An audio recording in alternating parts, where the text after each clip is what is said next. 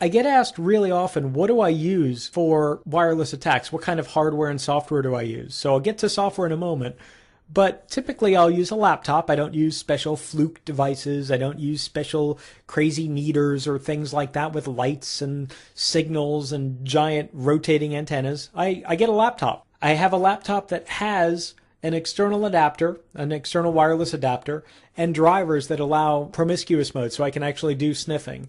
Typically, these would be Air PCAP or the Realtek chipset, 8187 chipset. You can take a look. There's plenty and plenty of vendors. I don't want to endorse any in particular, but there's a lot of vendors that sell wireless adapters, external wireless adapters that use the Realtek chipset.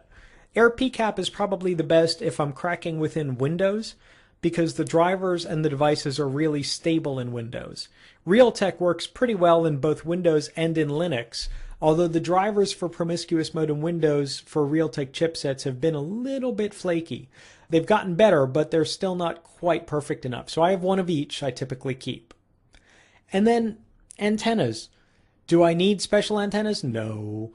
I usually just take the ones that come stock with either the Realtek or the Air PCAP external, and I'll often buy one or two directional antennas to use to point straight at an access point so I can get better signal strength from a longer distance away. I don't necessarily need these. If I'm close enough, it won't really matter, but the higher quality, the better transmission and reception I get, the faster the attack is going to be, and the less time I have to spend on wireless.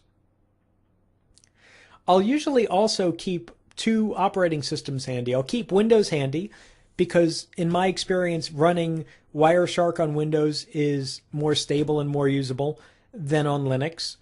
On the other hand, Backtrack Linux is a great platform for wireless cracking itself, and there's a lot of great tools that are built into Backtrack Linux for wireless attacks. So I usually keep both. I just get a feel for which one works best for which environment. And actually, it's your preference. Whatever you want to use, I would recommend you keep a current update version of Windows and a current updated version of Backtrack Linux handy for wireless attacks. For software, Network Monitor works on Windows. It's a great packet analysis tool. I don't use it for sniffing as much as I use it for parsing captures once I've captured them with something like Wireshark. Wireshark works great. It's really, really stable. It's really fast. It's occasionally got challenges with some of the parsers. It gets better every version, so I can't really pick apart, because if I gave you an example, by the time you saw this video, it wouldn't be valid anymore. So it's really, again, personal preference. Do you prefer Network Monitor? Use it. Do you prefer Wireshark? Use it. Insider and InSSIDER is a fun little free tool that comes from MetaGeek.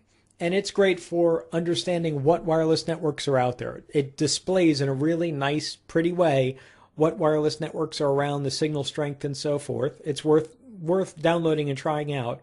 And one word of caution, this last one, Kane Enable.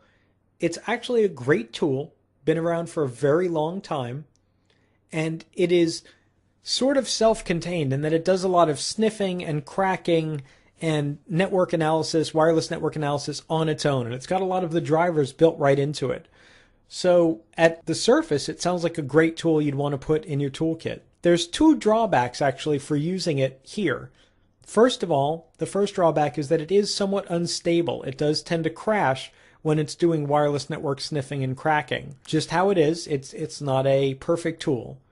The second problem, and the one that impacts administrators more than it does ethical hackers with dedicated hardware and software solutions, Kane Enable often gets flagged as a virus or as malware by a lot of scanners.